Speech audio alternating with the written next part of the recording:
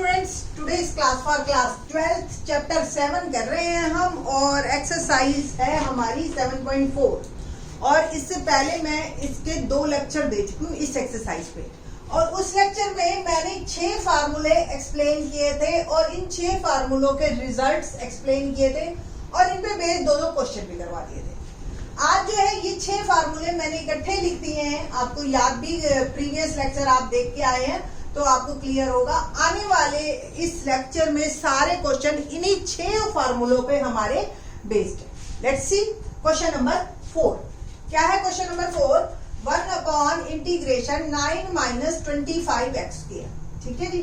तो मैंने आपको पहले भी बताया था कि हमेशा x² का जो कोफिशिएंट है वो 1 होना चाहिए।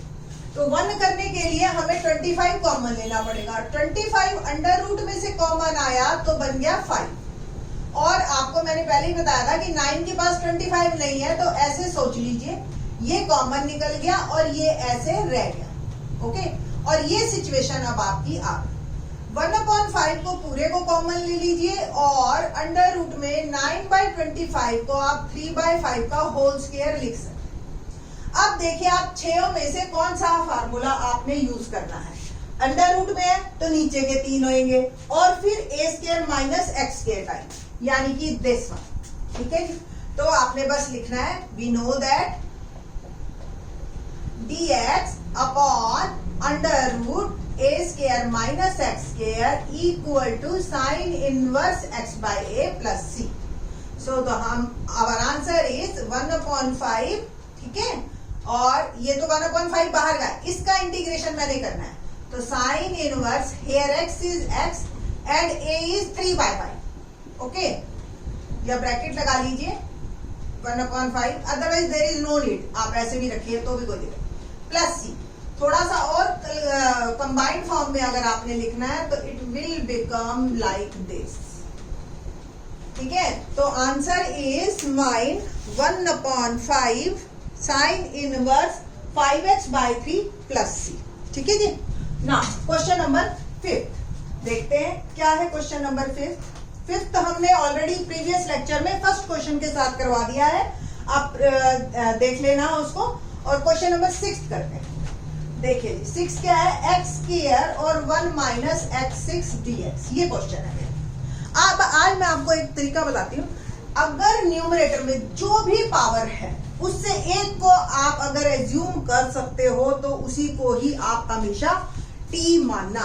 अब न्यूमरेटर में क्या है आपको दिखाई दे रहा है ना, न्यूमरेटर में x²। ठीक है, तो आपने किसको लेना है? x³ को। Let x³ is t।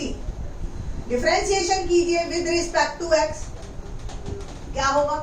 3x² dx और ये बन गया dt। तो x² dx मेरा आ गया dt/3।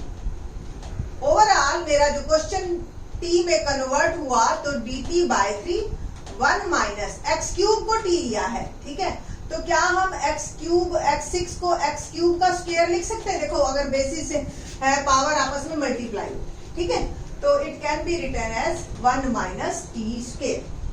अब ये 1/3 तो आपका बाहर आ गया और ये आ गया dt/1 - t²। अब देखिए आप कौन से फार्मूले हैं। एक तो बिना अंडर रूट वाला है, तो बिना अंडर रूट वाला यानी कि ऊपर के 3, ऊपर के 3 में भी a² - x² यानी कि ये। ठीक है, तो ये वाला फार्मूला आप लगाएंगे।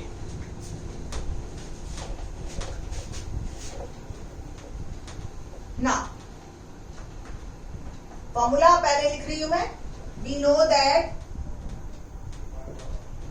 फॉर्मूले हमेशा आप लिखिए क्वेश्चन में। रीजन जितनी बार आप लिखेंगे ना तो आपको वो याद हो जाएंगे। ठीक है, a² - x² is 1/2a log a plus x और a minus x plus, here a is 1, तो 1/3 इसका इंटीग्रेशन जो मेरा हुआ वो हुआ 1/a, a तो 1 ही है।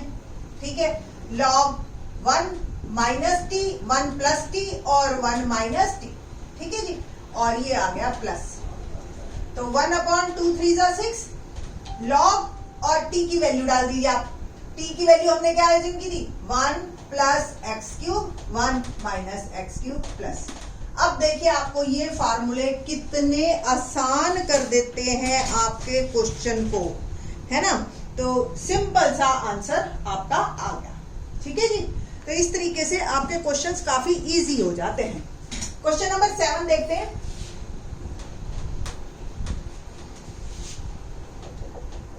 Let's see question number 7, x minus 1। अब देखो, अब तक आपको जो है न्यूमरेटर में सिंगल मतलब मोनोमियल मिल रही थी, आज ऊपर भी बाइनोमियल मिल गई है आपको x माइनस 1। तो पूरे क्वेश्चन को आप दो पार्ट में डिवाइड कर लीजिए। कैसे? First is this upon this, ठीक है, और एक ये, ठीक। और इसको आप I एज्यूम कीजिए, और I equal to I1 plus I2 या माइनस I2 एक ही बात है, ठीक है। सेम ये हमने एज्यूम कर लिया कि ये I1 है और ये I2 है, और दोनों का अलग अलग इंटीग्रेशन हम निकालेंगे, और फिर अलग अलग ही हम जो है इनको बाद में दोनों में माइनस लिख देंगे और यहाँ पे इकट्ठा करके रख देंगे, ठीक है जी। तो I1 की बात करते हैं हम सबसे पहले। I1 is x upon root x square minus 1 dx। अब आप देख रहे हो अभी पिछले वाला ही क्वेश्चन बन गया, एक पावर कम है, ठीक है, और ये एक्स स्क्वायर है, तो सिंपल लेट। अब इसमें टी भी मानने की जरूरत नहीं है क्योंकि एक्स स्क्वायर ही है और कुछ नहीं। तो x square minus 1 is t, पूरे को ले लीजिए, ठीक है। क्या होगा? एक्स स्क्वायर का differentiation, differentiation with respect to x, x square का 2x, 1 का 0, ये dt बाय dx। तो dt क्या बन गया आपका? x dx 2, ठीक है, और x dx तो मेरे पास है, तो ये मेरा आ गया x dx is equal to dt by 2। और बस मैं इसमें I1 बिकम मेरा dt अपॉन 2 अंडर रूट, और ये पूरे का पूरा t, ठीक है जी। तो 1/2 मैं बाहर कर देती हूं, और ये बन गया t की पावर माइनस 1/2 dt। और इसका इंटीग्रेशन तो आपको पता है ना, x की पावर n का क्या होता है? xn plus 1 upon n plus 1। तो t माइनस 1/2 प्लस 1, और ये सॉल्व होके आ गया 1/2, और ये भी 1/2। तो 1/2 इंटू 1/2, ये डिनोमिनेटर में है ना, और ये t की पावर 1/2 प्लस, तो ये आ गया अंडर रूट टी प्लस सी। और अंडर रूट टी क्या होता है? टी की वैल्यू वापस डाल दो, under root x square minus 1 plus, ये मेरा आंसर, ये मेरा बन गया I1, ठीक है। अब मैं निकालूंगी I2, ठीक है। ये I1 को यहीं रखते हैं, I2 को निकालते हैं। सेम I2 तो बहुत सिंपल है, ये तो आपका 1/, ये कौन सा फार्मूला बन रहा है देखिए, अंडर रूट में है तो नीचे वाले 3 है, और x square minus A square, ये वाला डायरेक्ट, ठीक है जी। तो ये आ गया, वी नो दैट, फार्मूला डालिए आप, under root x square minus A square is log x plus root x square minus A square plus, ठीक है जी। तो ये आ गया 1/रूट X square minus 1 become log x plus root x square minus plus. Now what is I1 minus I, ठीक है जी। बस दोनों की वैल्यू पुट कर लेना है, ठीक है। तो I1 क्या था मेरे पास, आपको ध्यान हो, root x square minus 1। I2 क्या है? Minus log x plus root x square minus 1 plus c is my answer. ये मेरा ओवरऑल रिजल्ट रहा कौन से क्वेश्चन का? क्वेश्चन नंबर हमारा है ये 7, ठीक है जी। तो क्वेश्चन नंबर 7 में 2 पार्ट में हमने कर दिया था, और हमारा ये आंसर आ गया। सेम क्वेश्चन 8 है, लेट्स सी क्या है क्वेश्चन 8।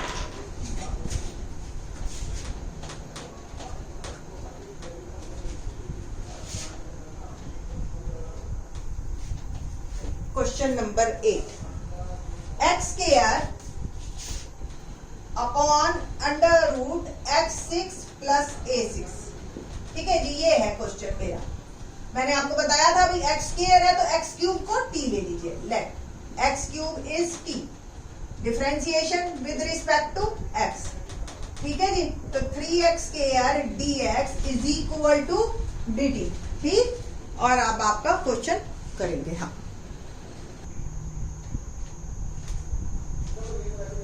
तो क्वेश्चन में आगे चलते हैं हम। एक्स स्क्वायर dx को हम लिख सकते हैं dt बाय 3 और ये x6 का आपका बन गया t स्क्वायर, है ना। अगर x क्यूब t है तो x6 t स्क्वायर प्लस, अब इसको भी a6 को आप a क्यूब का स्क्वायर लिख दीजिए तो a क्यूब हो जाएगा हमारे पास। तो 1/3 dt t square plus a cube square under root. कौन सा फार्मूला लगा हमारा? नीचे वाला, ठीक है। तो बस फार्मूला लिखना है आपने, ठीक। We know that this formula और आंसर लिख लेंगे आप 1/, मैं लिख देती हूँ। We know that dx upon x square plus a square under root is log x plus root x square plus a square plus c, ठीक है जी। और अब मेरा ये आंसर आ जाएगा 1/3, इंटीग्रेशन में कर ही रही हूं, ठीक है, log t plus root t square plus a cube square, ठीक है जी, प्लस। तो 1/3 log t की वैल्यू वापस पुट कर दीजिए, x cube plus root x6 cube का स्क्वायर हो जाएगा प्लस a6 प्लस। तो ये आपका आंसर यहाँ पे कंप्लीट होता है क्वेश्चन नंबर 8। ना क्वेश्चन नंबर 9 देखते हैं। क्वेश्चन 9 क्या है हमारे पास?